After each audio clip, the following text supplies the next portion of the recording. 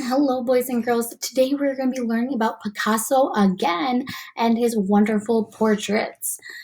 So he liked creating portraits a lot. That's one of the themes that we see in his work, not just abstract cubism, but we also see a lot of portraits that he's created. And he's created a lot of portraits of people, and they don't look exactly realistic. Remember last time we talked about abstract and representational art? And what do you think about these? Do you think that they are abstract or do you think they're representational? Take a moment to think about it. I think they look kind of abstract, right? They don't look, how many times do you see someone with a nose pointing this way and a nose pointing this way? You don't, but we see it in one of his pictures and it looks super silly, right? We also see this lady and she has interesting shapes in her face. So if you look closely, you might see that something is a little bit off. Sometimes he paints pictures from the front and the side of the face. So if you can see this eye right here, it looks like she's looking from the side. You can only see the side. But then this one is like not that way. Or the nose is looking weird. Or maybe her shirt. Or, for example, in this picture, we see a really strange looking hat and her nose is over here, but then her eyes here and here. Like, that does not make sense, doesn't? Why do you think he made his portrait so strange looking? I think one of the reasons why he made his portraits interesting is because it kind of went with his style. He had this abstract, kind of non representational style, and that kind of inspired him to be like, I want to paint this from a bunch of different perspectives and make something unique and creative. So here are a couple of other examples. What kind of shapes and things like that do you see in his artworks? I notice a lot of geometric and organic forms kind of combined. So for example, in this shape with his ear, we see a lot of little squiggly marks. But down below, we see a really geometric shape on her neck. Another example is this nose. We see some organic shapes, but then we see the sharp triangle of her nose. But then her eye is like an oval and her eye is looking kind of weird. Or in this example, we see kind of football shaped eye.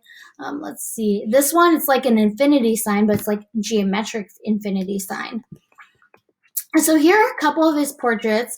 I want you guys to reference these portraits and look at them and think about what kind of shapes you see. What do you notice? What kinds of things look or stand out to you? Maybe this one looks like a sun, or these are just circles for the nose.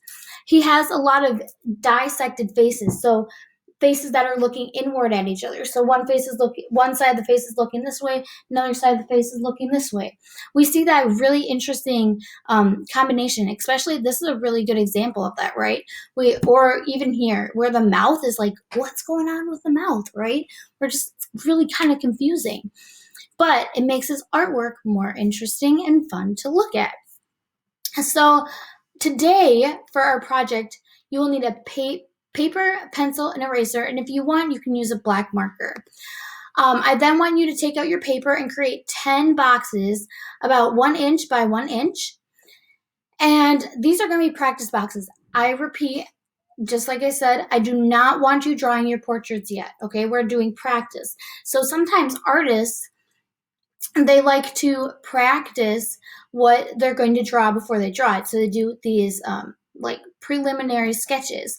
They don't do the exact drawing so that they can master the little techniques before they put it all together. So that's kind of what we're going to be doing. We're going to be drawing different parts of the face and being inspired by Picasso. So how Picasso used just a circle with a bunch of lines coming out for one of his eyes. So I want you to make 10 boxes, and I want you to draw your own facial features. So I want you to draw 2 eyes. So one eye in one box, one eye in another box. I want you to draw 2 noses, one nose in one box, one nose in the other box. I want them to be different from each other. I don't want you to use like one eye is a circle that you draw and another eye is a circle with a dot. I want them to be pretty different from each other.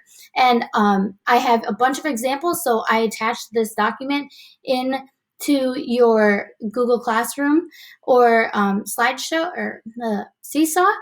So you can reference it and you can look back at his different portraits after you finish watching this.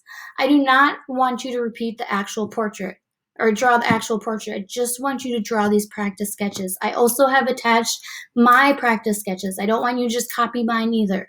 If you want, you can maybe look at them and like be inspired. I then want you to take a picture of your practice sheet and submit it to me. I can't wait to see all of your guys' creative shapes, the different kinds of lines, and interesting body parts and face shapes and mouth and nose and eyes that you come up with. If you want to do more than 2 for each facial feature, go ahead. I love to see that.